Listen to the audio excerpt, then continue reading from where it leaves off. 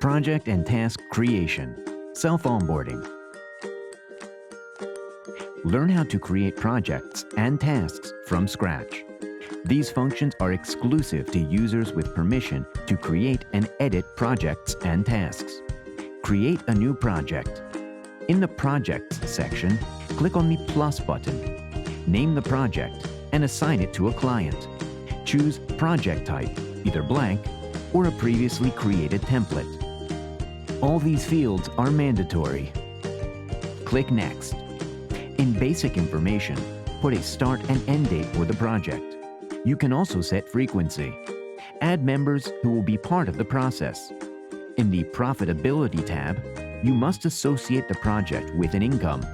You can do this by entering a single amount or by selecting a fee according to your permissions. You also need to estimate the number of hours that the project will take.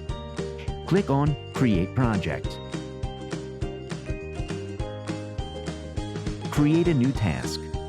At the bottom, you will see a field where you can complete the task name.